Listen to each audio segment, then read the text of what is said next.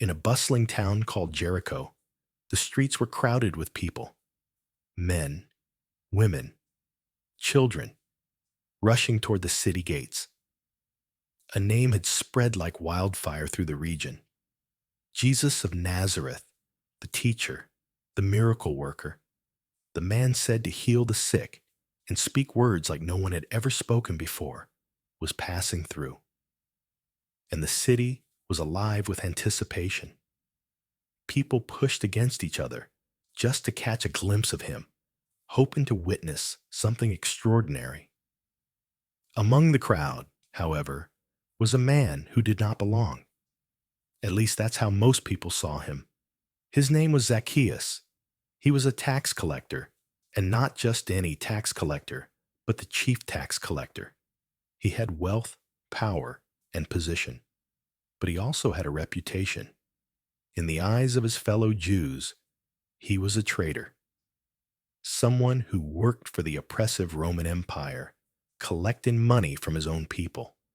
Tax collectors were known to be corrupt, greedy, and dishonest, and Zacchaeus, the chief among them, was seen as the worst of them all. People whispered his name with contempt.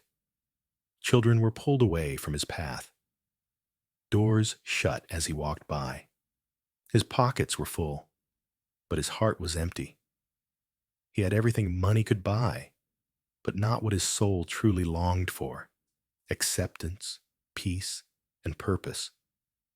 There must have been nights when he sat alone in his lavish home, counting coins while wrestling with guilt, wondering if it had all been worth it. And then he heard that Jesus was coming. Maybe he had heard stories about how Jesus spoke with kindness to sinners, how he ate with tax collectors, how he offered forgiveness to those who had failed. Something stirred in him, a curiosity, a hope.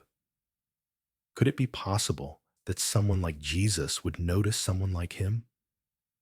Zacchaeus ran toward the crowd, but he had a problem. He was short in stature. He couldn't see over the heads of the people pressing toward the road, and no one was going to let him through. They wouldn't make space for someone they despised. But Zacchaeus was determined. He didn't care if it looked undignified. He spotted a large sycamore fig tree nearby and ran ahead of the crowd.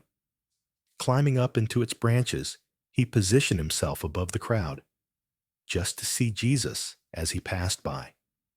And then it happened. Jesus reached that very spot, looked up into the branches, and locked eyes with him. The crowd hushed.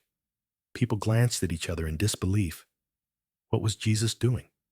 Why was he stopping? Then Jesus spoke. "Zacchaeus, come down immediately. I must stay at your house today." The words rang out, not as a request, but as a declaration. Jesus didn't scold him. He didn't shame him. He called him by name. He invited himself into Zacchaeus' world, into his home, into his life. Zacchaeus hurried down from the tree, heart pounding, face flushed with astonishment. For years, people had avoided him. Now, the most sought-after man in the city, the one performing miracles and teaching with authority, was choosing to be with him. The crowd began to murmur. "He has gone to be the guest of a sinner," they whispered. To them, Zacchaeus wasn't worthy. He was too far gone, too corrupt, too dirty. But Jesus saw something different. He didn't see a tax collector.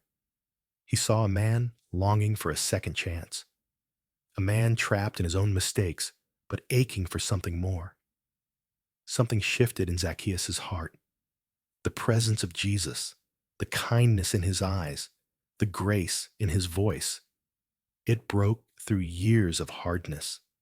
As they sat together in Zacchaeus' home, the man who once hoarded money stood up and said, "Look, Lord, here and now I give half of my possessions to the poor. And if I have cheated anybody out of anything, I will pay back 4 times the amount." This was not a public relations move. This was not a calculated display. This was the overflow of a heart transformed. Grace had entered his house, and repentance followed. His wealth was no longer his God. His heart no longer needed to cling to what had once defined him. He was free. Jesus looked at him with joy and said, "Today salvation has come to this house, because this man too is the son of Abraham. For the Son of Man came to seek and to save the lost." And that's exactly what he had done. He sought Zacchaeus. He saw him in the tree. He called him by name. He didn't wait for Zacchaeus to clean himself up first. He met him where he was and brought him home. Zacchaeus' story is more than history. It is a picture of the gospel, a picture of what Jesus still does today. He seeks out those the world rejects. He calls us by name, not in judgment, but in invitation. He walks past the proud and the powerful and stops for the one who climbs a tree just to see him. Zacchaeus didn't plan for his life to change that day. He didn't know that a simple decision to climb a tree would lead to redemption. But that's the beauty of grace. It finds us when we're not expecting it. It meets us where we are.